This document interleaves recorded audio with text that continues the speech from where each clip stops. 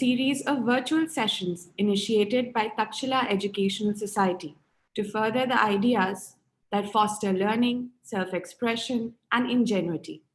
We at Takshila are keen on connecting young minds to an unbound range of themes, thoughts, and perspectives that facilitate their understanding of the world and its concerns. At the time of global crises and social distancing, the sessions under Beyond Boundaries bring articulate speakers from the world of art, education, literature, science, and beyond to engage your time and mind. In today's session, Be a Self Leader, our speaker, Dr. Rakesh Singh, provides tips on setting and attaining goals using nifty self-management tools. This is the first session of Saturday webinar, a sub-series of virtual sessions under Beyond Boundaries on career-oriented knowledge and skills. Dr. Rakesh Singh is a management cum marketing expert and motivational speaker. He holds a doctorate in management from XLRI Jamshedpur and has served the Times Group for 25 years in various functional roles. He teaches courses on marketing, sales, and distribution management at the Institute of Management Technology, Ghaziabad. His research investigates salespersons' performance as a function of self-leadership and personal orientation. Rakesh has published in leading business journals and is actively involved in designing management development programs. The speaker would converse for about 30 minutes on the topic of his expertise. You may submit questions through the chat box of your YouTube channel. All questions from the viewers would be answered collectively by the speaker in the last 15 minutes of the session. We now begin. Over to our speaker, Mr. Rakesh Singh. Thank you, Satika. Thanks a lot. Good morning, students. It's a great pleasure to be talking to you this morning, and thanks very much for turning up sort of early this morning at 10 o'clock. So first thing first, this is not a motivational talk in that, quote unquote motivational sense. So what I'm going to do here in the next 30 minutes is tell you something which is about your own ability to influence yourself.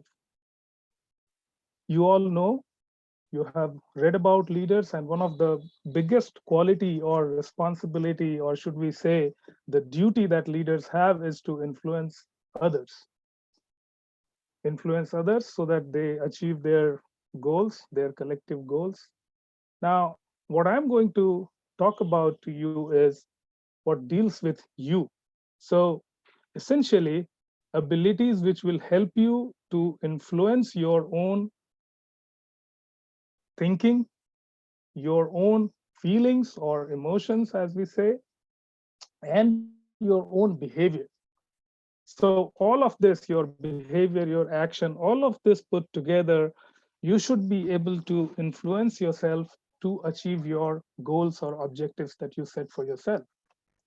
Now, that is the essence of self-leadership. And if you look up for what does self-leadership mean, most of the place will return this response to you, that it's an art of influencing oneself to achieve or direct efforts towards their goals. So that is what in a nutshell is all about. But essentially the key word is your ability to influence your goals, and you direct yourself towards those goals successfully. So why do we say that we need to be taking charge? I mean, it's about you yourself. So reminds me a very old joke that we used to say, that in an office there were about there was this guy. Okay, let's call him Rakesh, my name only. So Rakesh was in the office. He would work with a group of colleagues, about 10-15 of them, and like it happens in many offices, they would sit together for lunch. And on the lunch table, Rakesh would take out his tiffin box or lunch box and open it, and he would say, "Oh my God, again cheese sandwich." and this would continue, and he won't like, he would make faces and say, oh my god, every day I get cheese sandwiches to eat. So a colleague of his asked him, I said,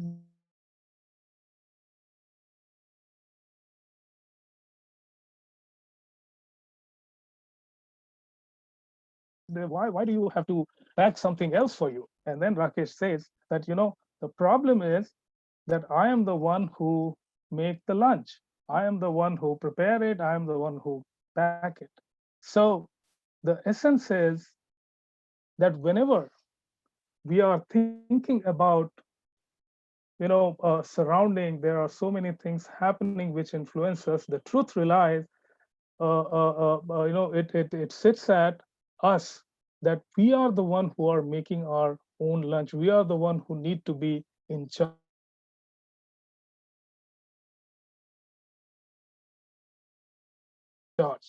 And we take for that how much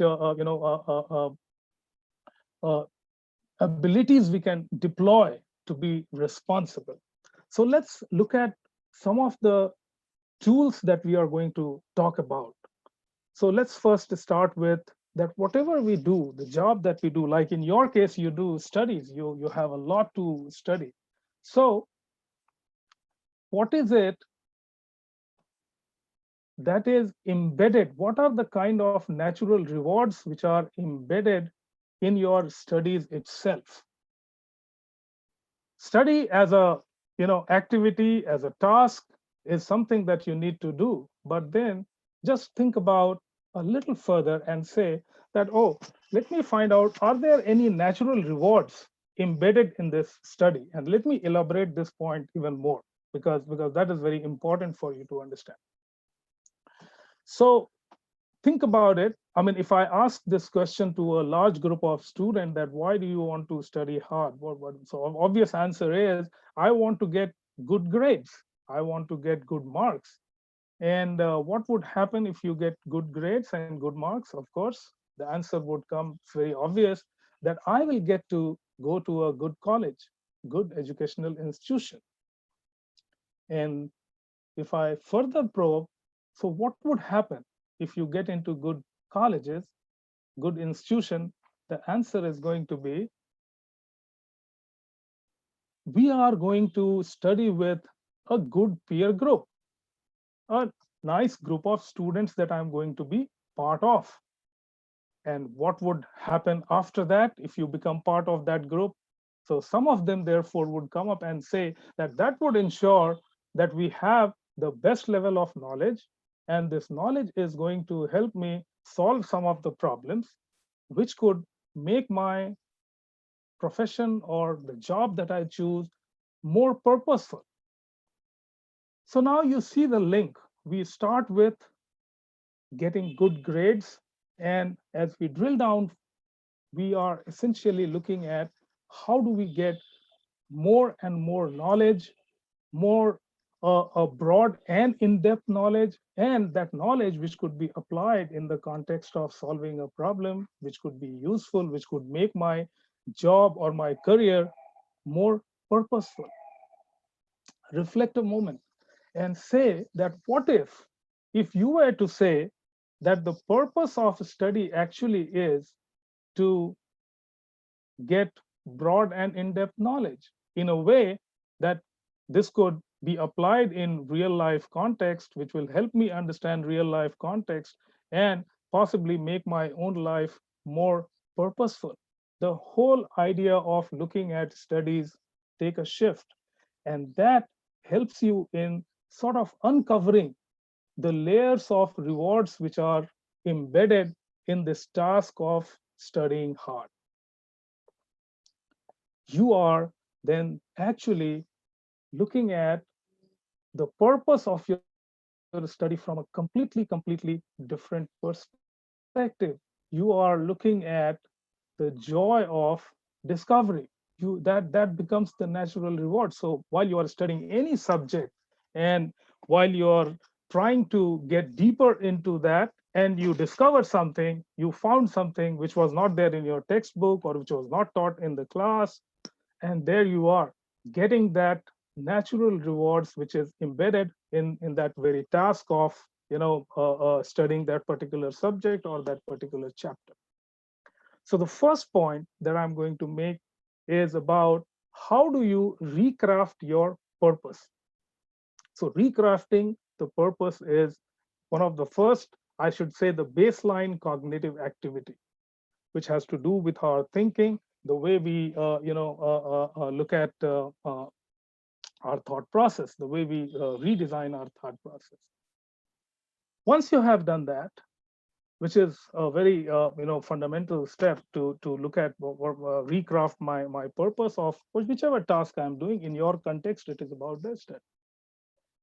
The second thing, before we actually get into action, would be about how do you convince yourself about this recrafted purpose of the task, and that has to go through two strategies again.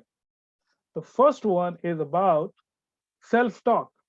We do all the time, all right, but we don't do that consciously. We keep doing it all the time. We keep talking to ourselves, all kind of things, the happenings around, the way we feel, and we want to. Now what I'm suggesting, what I'm proposing is that do that consciously. Engage in self-talk, and that self-talk could be of both valence. It could be negative self-talk, it could be positive self-talk. It is quite natural to get both. So you can't really say that no, I will not get any negative thought or negative self-talk. But what is there in your control? Remember, I started by saying the power of self-influence, that you have that ability to influence yourself. And let's apply it here. What we are saying is that when I am engaging in a negative self-talk, is there a way that I can restructure it in a positive self-talk? And let me give you an example. So many students who struggle with maths, say for instance, they would say that, oh my God, maths is something that I'm not cut out for. Maths is something that I don't understand. Maths is something I'm afraid of, right? So that's that. These are the kind of negative self-talk that we have. Now, what does cognitive restructuring would mean in this case? Simple, is that given that I have a feeling that I am not good at maths, given that I have a feeling that I am scared of maths, what is it that I can do to remove this fear, to build comfort with this subject? Does this mean that I will put in extra hours, get external help, or whatever it takes, but I will be able to do this? So it's rather than saying that, I'll not be able to do this, it's saying that, oh, if I can organize these resources in terms of the effort that I'm going to put, resources in terms of getting some expert help, and that possibly can help me come out of this. And that is the power of self-talk, especially when you are restructuring it to bring it to the positive balance.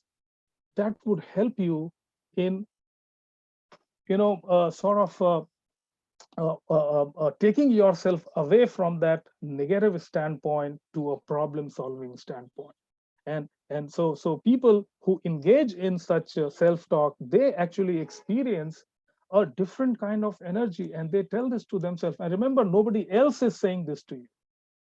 It's not about a teacher or anyone else telling you this. It's about you. You are saying this to yourself.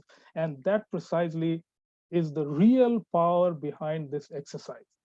That is why this exercise becomes so very powerful. And you could do that. You do this, and then I propose another tool which is even more powerful. I'm sure many of you possibly would have used it at some point of time, but let me give it a nice context and put it in front of you. What we call this is mental imagery. Now, what is mental imagery? Now think about it. Let's take this example only forward. this maths thing. I mean, I have picked up maths just like that.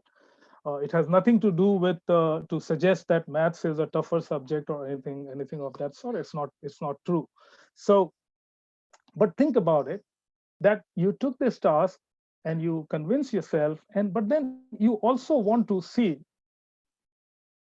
you need to complete that task, you want to really do it, come out of it. So mental imagery basically is a powerful tool. It asks you to imagine, just imagine that what you have set to achieve has been achieved, and how are you feeling about it. So you are creating a mental imagery where you are free of that fear that you had. You have kind of built that comfort, and you are thinking that, oh, how happy that makes me, how happy this how what kind of happiness it gives to my teachers, my parents, and that builds further positive reinforcement to your positive self-talk. You become even more attached, even more committed, because you do this exercise. You say, oh, I'll be able to put all this kind of work and achieve this, and possibly that will make everybody so happy, so proud of me, right? So that's about the mental imagery part.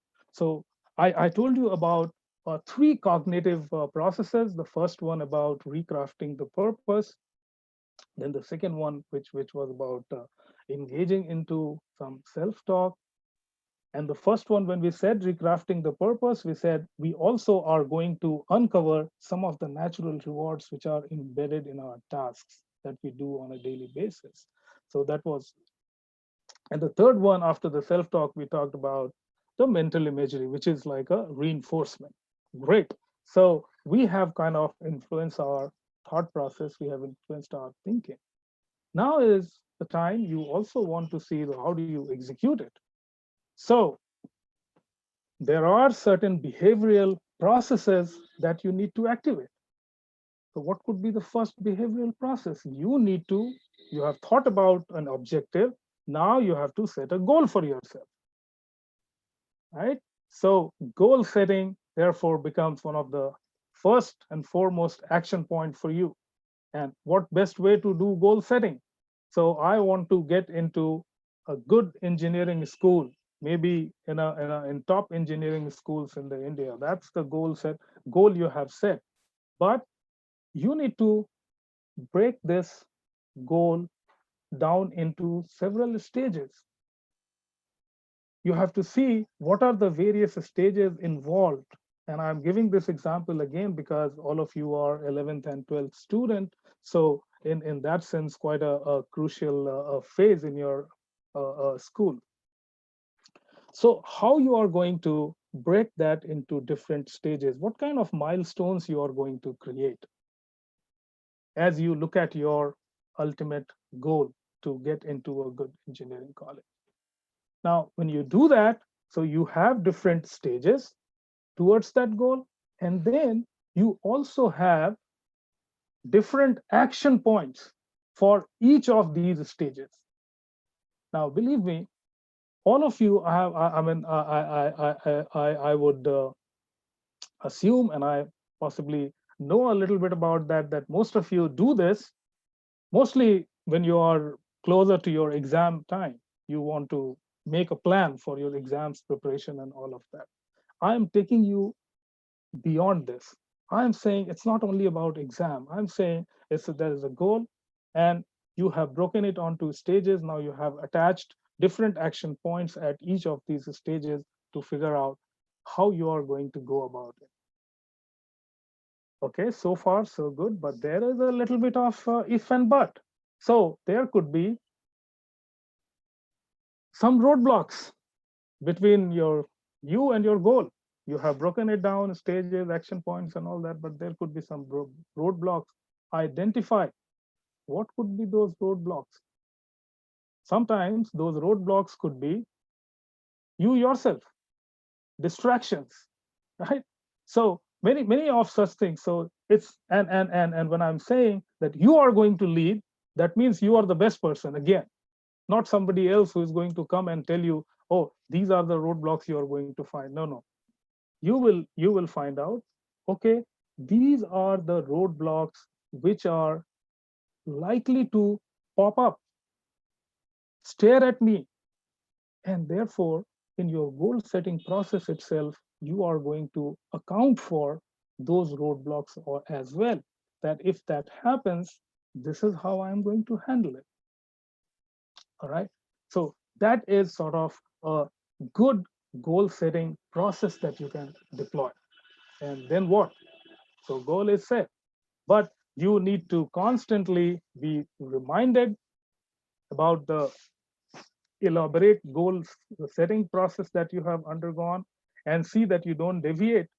And to be able to do that, you have another, many of you do this, I know that, but I'll still talk about it. You have another way of giving yourself cues. So self cueing process.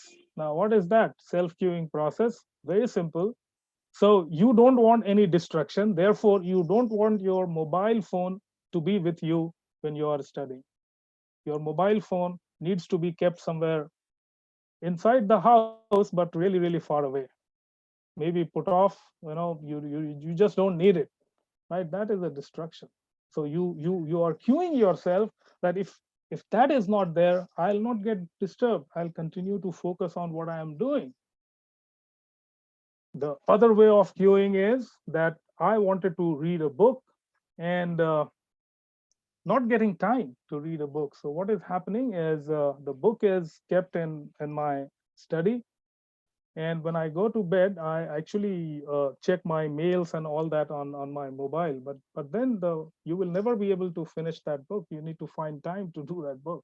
So many people would practice that they things that they are on their priority, they want to keep it at their bedside. That, okay, I'll get some half an hour, 1 hour time to spend time to read that book, which I am planning to finish for so many days, right? So these are various self cueing that you can do using physical adjustments.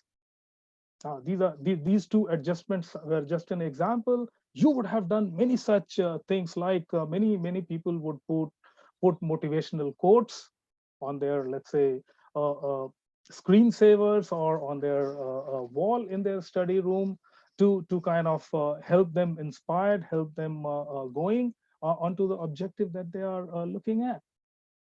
Okay, so goal setting and doing these kind of self cueing using some physical measures. Now, we talked about that we have to break the goal into stages, and we talked about that we have to attach action point at various stages. So clearly there will be moments of success at each of these stages, and we are doing that. Let me say this, that most of us, we are not very good at a very important self-management tool, which is self-reward. That every time that I achieve something, every time I do something good, I reward myself. Most of the time, we think reward is going to come from somewhere else, maybe from my parents or my teacher and all that. Now change that. Reward yourself. And when I say reward yourself, doesn't really mean you need to spend money. That could be just one way of doing it. There are many other ways of giving yourself a reward.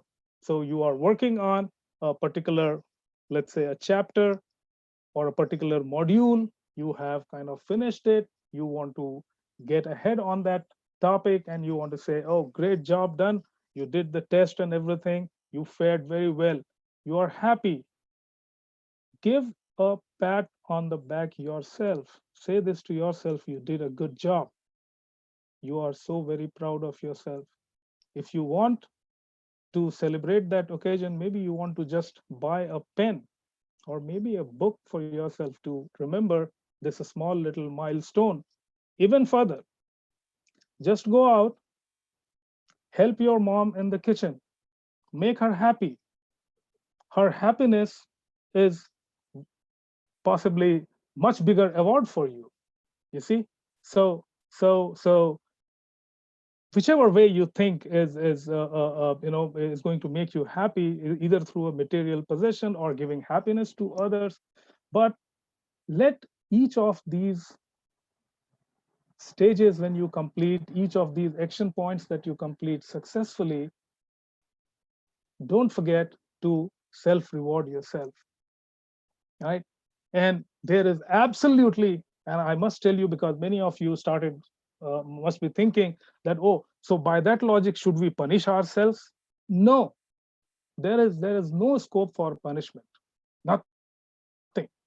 It's because if you follow these steps, there is no other way that you will not be able to achieve the various goals that you have broken out in different stages. So it's only reward. All right. Now, when I say this with confidence that if you practice some of these, and this will help you to achieve better, to do your realize your goals better, enjoy the journey towards your goal. I'm saying this because there is a lot of empirical studies, some of my own studies, which clearly establishes that people who deploy these skills, both the cognitive and the behavioral skill, they tend to experience two very distinct things. One is an enhanced sense of self-efficacy. I'll explain what does self-efficacy mean. Self-efficacy basically means that you have got everything that is required to perform the task in the best possible. And that is what this leads to. It gives you an improved sense of self-efficacy. And the second thing it does is it dramatically enhances your creativity, because you start thinking more about it. Remember, we said we changed the recraft the purpose of studies, and we said we will be able to discover the natural rewards embedded in there. So one of the thing is that you would be more creative. You would start seeing that, oh, this is such an enjoyable thing to do, which you possibly were earlier not thinking like. So these are some of the changes that would accrue to you, that would happen to you if you consider using many of these tools that I just suggested. Remember, I have always believed that self-leadership is something that should be, given to students when they are in school. Though I have been talking about this mostly to people who are working in companies and managers, right? But then this is really a nice opportunity for me as one of the researchers in this area to plant this seed inside your mind about being a self-leader. So go ahead, start practicing it, and many of you would have seen that movie Dead Poets Society. So there the teacher, he said, carpe diem, seize the day, seize the day, plan ahead, recraft the purpose, look at your goals, break it down, have a plan to work towards that, and every small achievement that you do, don't forget to self reward yourself. So that is, don't forget to reward yourself. I mean, that's so very important. Don't leave that piece alone. They are all very well connected. So now I am open to questions. You can type in questions. Thank you very much for listening into me.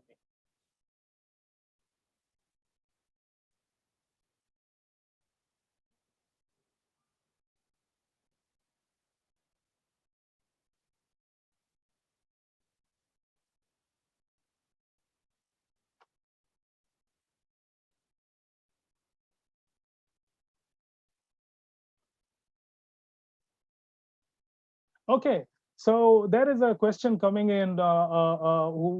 Student wants me to elaborate on imagining aspect of making our ambitions come true. All right, very good. So why it is powerful? Yeah, that must be the idea. I mean, is it that simple that I imagine about some great outcome and it will happen? Now, let me give you an example. what do whenever we are faced with a situation? What do?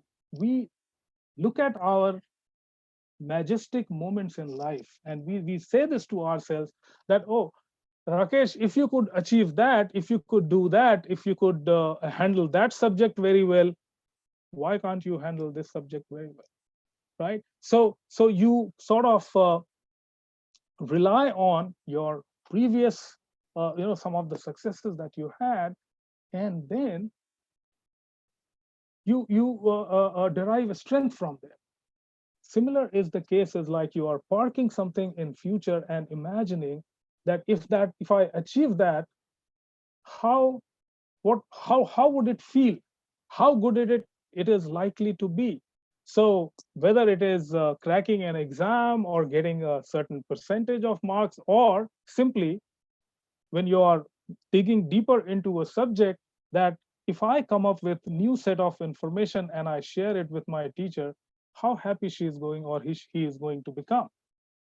Okay, that is enough motivation for you to really dig deeper into that subject to bring out something. Okay, so that is how you would of course apply in your own personal context, but do try this. This is a very effective way of keeping yourself really motivated.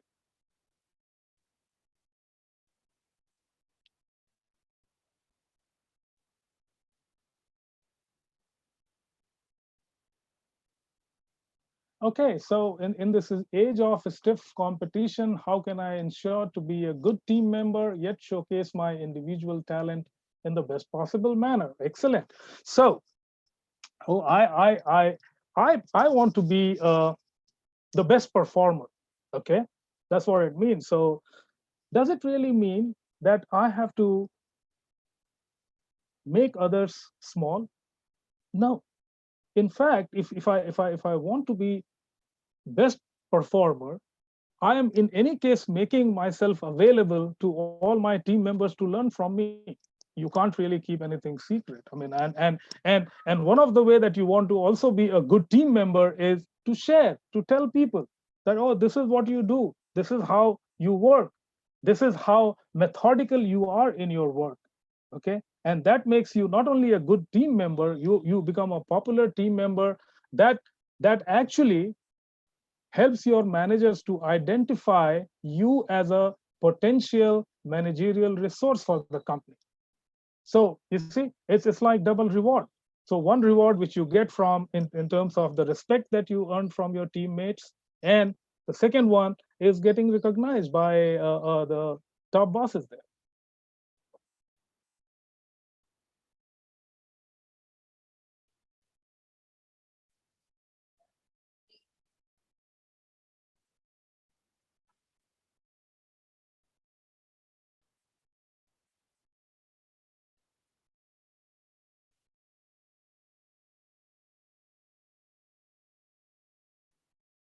Oh, so so there is this question: is there a risk of the mental imagery exercise slipping into simple daydreaming? Now, daydreaming is different. Daydreaming is uncontrolled. Mental imagery is not uncontrolled. Mental imagery is a conscious effort that you make. It's completely different. So thanks for asking this question so that I get an opportunity to clarify that daydreaming is completely unstructured. And it happens at a subconscious level, that you just allow your mind to kind of go in all kind of directions. Here you are in charge, you are doing it consciously. You want to imagine certain things, and you want to see certain things, so you are actually in control that you're doing.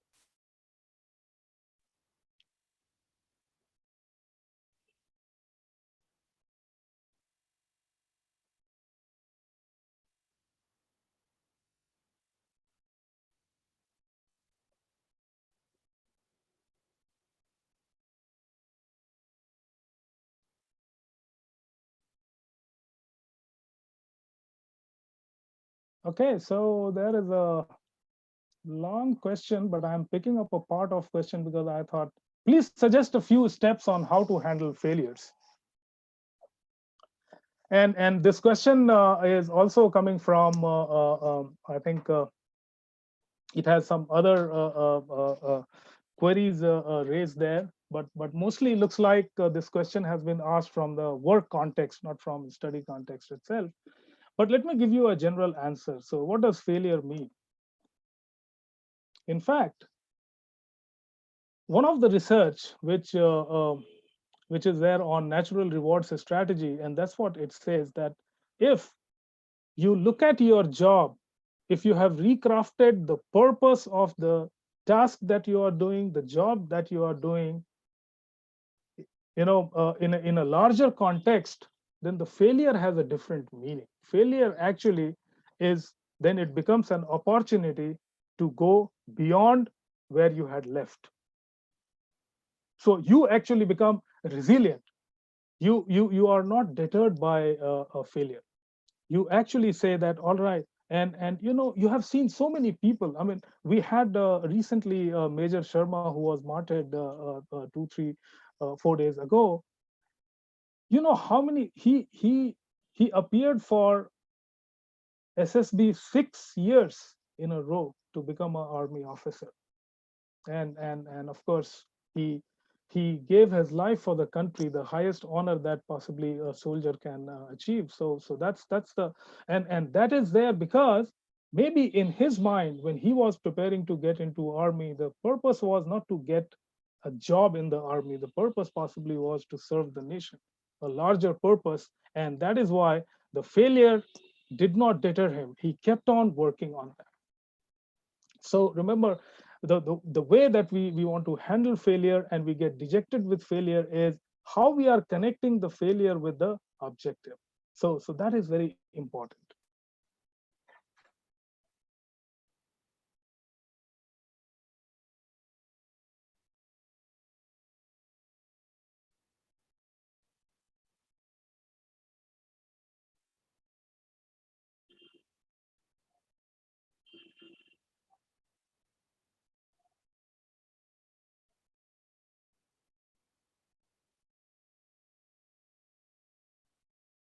Okay, there is one more question coming in here.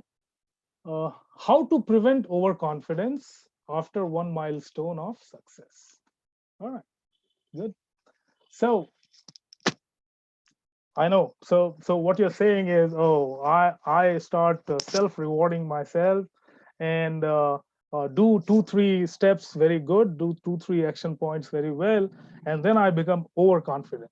No, you will not, because if you have broken your objective or goal with various, at various stages, you will always remember that there are so many other stages to be taken in, and therefore and each stage, your level of work required, remember, you also matched the stage with the action point. So you know that this is level 2, I'm going to go to level 3, which is going to go a little higher and then higher. So you have to be careful not to get into that trap of overachievement, I mean overconfidence, sorry. So it's again because you are the one who is in charge of your thought process. So you would know that, is it that I'm becoming complacent? But that's a good question, because that can happen. And therefore, you should remember this as one of the roadblocks that can come. And if that happens, you should know how to handle it. You should know how to engage in a self-talk and say that, look, what you did was right, but then remember, there are so many other steps to be taken and you need to work towards that. So celebrate this and move on to the next level. And that way you will be able to avoid getting into the trap of overconfidence. Ah, so very fundamental question, how to make good goals in the first place. So I would rather say, who is going to decide what is my goal? Once you answer that, you know what is good for you. So if you know that the purpose,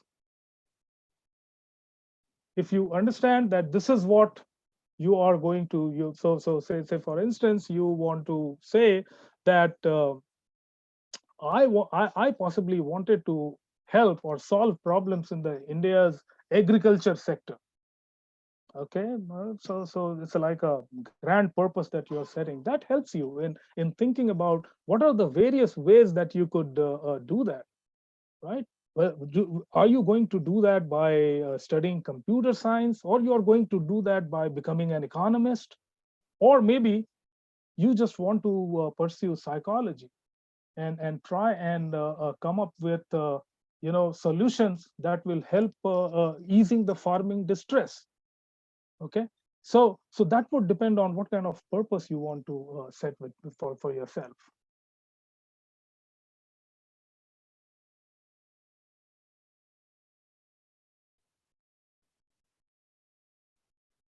Okay, so this is a, a difficult question. I must admit, personal motivation is influenced by surrounding factors. And this time of Corona pandemic, how does one stop negativity to creep in?